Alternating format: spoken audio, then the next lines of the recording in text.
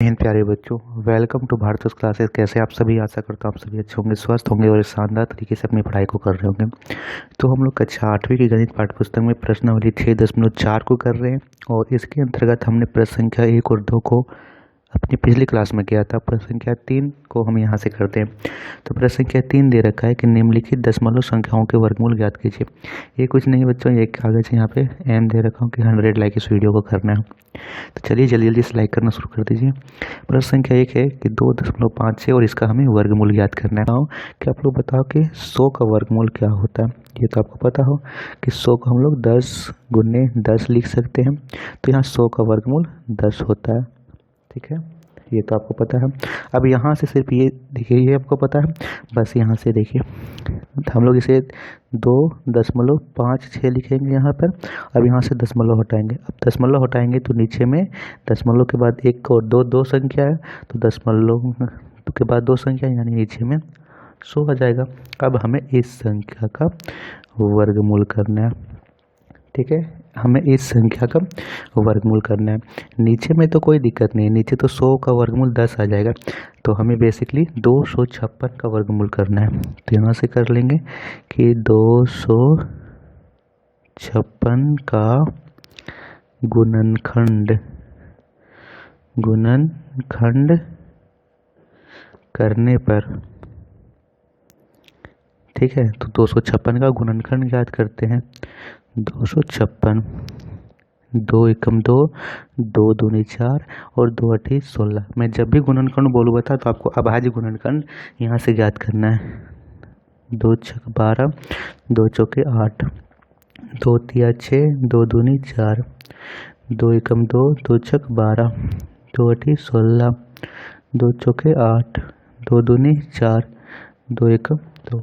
तो फाइनली 1 2 3 4 5 6 7 8 आया है। 2 आया है 8 बार। तो यहाँ से लिख लेंगे कि 256 का अभाज्य गुणनखंड आया है हमें 2 8 बार। तो 1 2 3 4 5 6 7 और 8 बार तो हमने लिख लिया। अब यहाँ पे जो जोड़ा मिल रहा है तो एक निकल जाएगा, नहीं 2 जोड़े, एक जोड़े बन रहे 2 2। यहाँ से देखिए 2 और 2, एक जोड़ा बना तो एक निकला। फिर से 2, एक जोड़ा बन गया 2 निकल गया। फिर से एक जोड़ा बना तो 2 निकल गया और फिर से एक जोड़ा बना तो 2 निकल गया। अब रूप समाप्त हो गई। 2 दूनी 4, 4 दूनी 8, 8 दूनी 16। 16 यहाँ पे आया है 256 का। और 100 का वर्गमूल करने पर क्या आया था? 100 का वर्गमूल करने पर 10 आया था। यानी जो हम इस भिन्न का वर्गमूल करेंगे तो हमें क्या प्राप्त होगा? 256 बट्टे 100 का वर्गमूल करने पर हमें 16 बट्टे 10 प्राप्त होगा।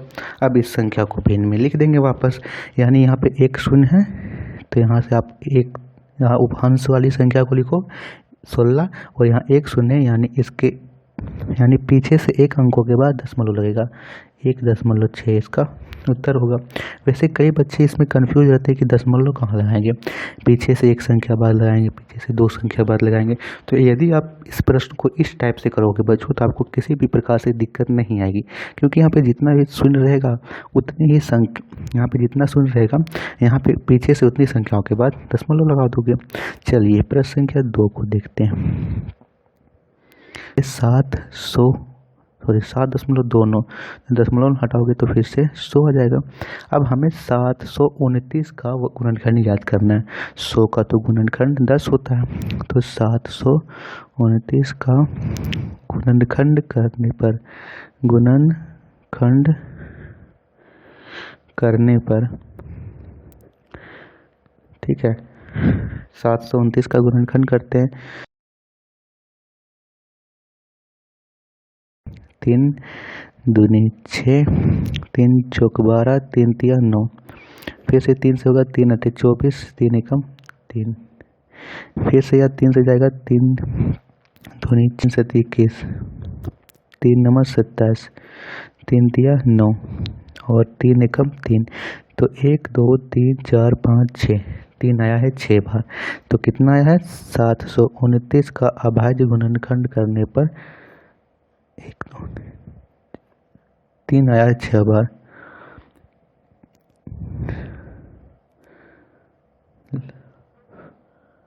लिख दिया हमने। अब यहाँ से एक जोड़ा, दो जोड़ा, तीन जोड़े, तीन निकल जाएगा, 3 बार 3 निकल गया, 3 3 9 होती है 27। तो 27 वर्गमूल 27 729 का वर्गमूल करने पर आया, लेकिन हमें 729 बट्टे 100 का करना है। तो 729 बट्टे 100 यहाँ से कर देंगे। तो 729 का आया 27 और 100 का आता है 10, यानी 2 और 0.7 शून्य, इसीलिए पीछे से एक अंकों के बाद 2.7 हमारा फाइनली उत्तर हो जाएगा। प्रश्न संख्या 3, 51.84। तो यहाँ से कर लेंगे 51.84, दशमलव हटाएंगे तो नीचे में 100 आएगा। 100 का तो हमें पता है 10 है। 51.84 का गुणनखंड कर लेना है। तो 5184 का गुणनखंड करने पर ठीक है। तो 5184 का आपको अभाज्य गुणनखंड करना है। अंतिम अंक 4 है और 4 2 से विभाजित होती है, तो 2 से यह संख्या विभाजित होगी। 2 दूनी 4, 2 पचे 10, 2 नम 18, 2 दूनी 4, फिर से 2 एकम 2, 2 दूनी 4, 2 निम 18, 2 छक 12, फिर से अंतिम अंक 6 है, तो फिर से हो जाएगा 2 छक 12, 2 चौके 8, 2 अठी 16, 2 तिया 6, 2 दूनी 4, 2 चौके 8। फिर से आपको देखिए मैं यहाँ पे 2 से क्यों दे रहा हूँ, आपको सिर्फ अंतिम अंक ध्यान रखना है। यदि अंतिम अंक में आपको सम संख्या प्राप्त हो रही है, यानी 0 2 4 0 2 4 6 8 प्राप्त हो रही है, तो यह संख्या 2 से विभाजित होती जाएगी।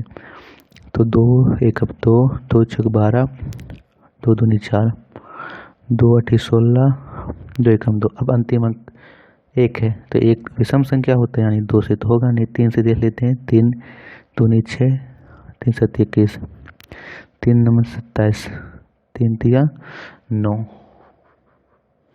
यानी फाइनली हमें जो प्राप्त हुआ है इसका गुणनखंड वो 1 2 2 कितने बार आया, 1 2 3 4 5 6, 2 तो आया 6 बार, 1 2 3 4 और 3 आया है 4 बार, यानी 5184 का हम लोग लिख सकते हैं वर्गमूल रूट में अंडर रूट 1 2 3 4 5 6 बार हमने लिखा 2 और 3 को लिखना है 3 4 5, 3 को लिखना है 4 बार, 1 2 3 4, यानी 6 बार 2 है तो 3 बार 2 निकल जाएगा, क्योंकि हम जोड़े बनाते हैं।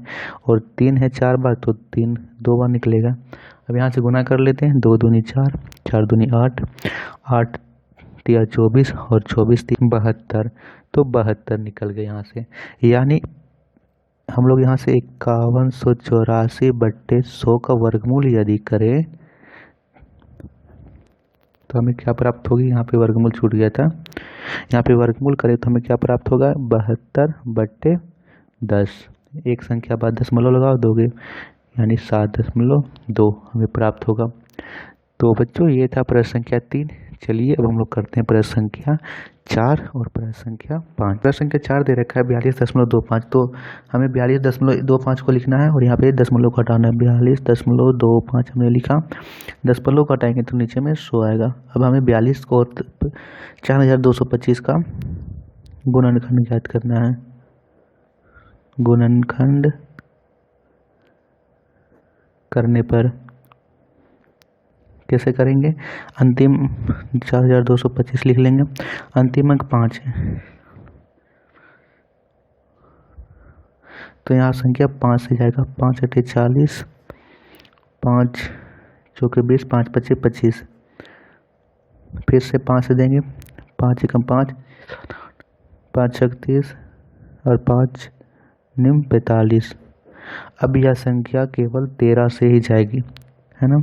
13 की 13 से गुना करोगे तो 169 आता है। तो इसका गुणनखंड करने पर क्या आया, 4225 का गुणनखंड करने पर हमें जो संख्या प्राप्त हुई है, इसके गुणनखंड प्राप्त हुए हैं वो 5 गुने 5 13 गुने 13 प्राप्त हुए, यानी एक 5 बाहर निकलेगा और यहाँ से एक 13 बाहर निकलेगा। तो 13 5 65 होता है। तो हमें 4225 का वर्गमूल पता है 65 होगा, तो 4225 बट्टे 100 का वर्गमूल कर लेते हैं।